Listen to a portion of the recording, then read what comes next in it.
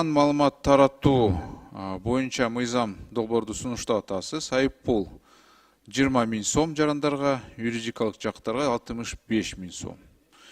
Эми жалган маалымат ким ошол аныктайт? Жалганбы же жалган эмеспи? Урматтуу Дастан Далабаевич, бул деген бизге арыздануучу кайрылгандан кийин ошол жалгандыгын, ошол жабырлануучу тарап болот. Экинчи тарап жабырлануучу тарап бар да. Ким аныктайт? Аны ушу жабырлануучу менен кошо аныктайбыз. Андан кийин Жок, милиция аныктайбы? сотко баргандан кийин Дастан Далабаевич. Сотко барганда сот аныктап. Жок, мейли, сотко чейин ким аныктайт аны? Сотко чейин маалыматтарды Ички иштер министрлиги биз жыйнайбыз. Демек силерге дагы тапшырманы бирөө берип койсо, сиз дагы ошону аныктайсыз, туурабы? Жок, тапшырма деген биздин жарандар тапшырма берет, арыз менен кайрылат, биз ошону. Мисалы бүгүн жалган болсо маалыматта, бирок эртең же 1 жылдан кийин бул чындык болуп калсачы?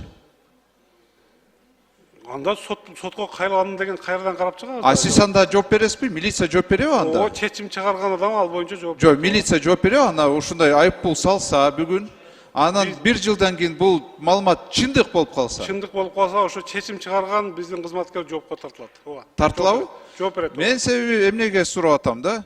Мына биздин мэр айтып атат, биз бакты жөн эле кыйдырган жокпуз, бул эски бактар.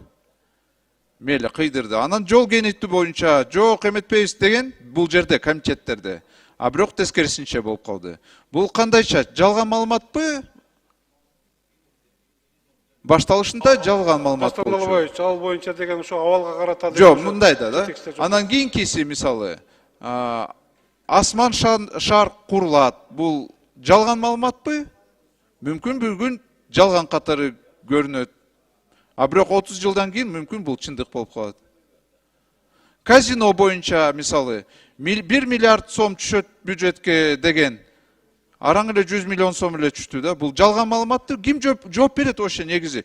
Эмне себеп менен биз жарандарга эле жазып атабыз да мыйзамдарды.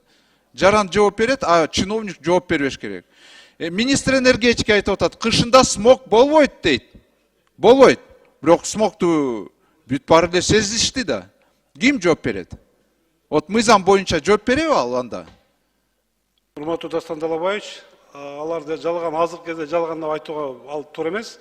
Эми убакыт кандай болот, шарттар кандай болот, кандай шарттар негизинде кийин ошолор аткарылбай калат, аны кийин карап чыгыш керек.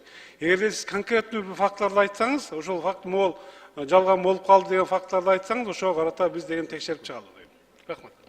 Мен сизге конкреттүү фактыларды айтып атам. Анан тарыхта дайыма ушундай. Бир учурда маалымат жалган болушу мүмкүн. Бирок бир топ убакыт өтүп бул чындык эле маалымат болушу мүмкүн. Мына билесиз, Райым Матремов боюнча учурунда бул жалган маалымат болчу. Матремов ошол мыйзам менен колдонсо болмок да.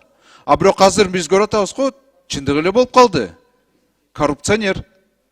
Учурунда сиз эле отуруп айтыш мүмкүн да, жок, жалган эле маалыматты таратып атасыңар деп. Туурабы? Жандай эмеспи?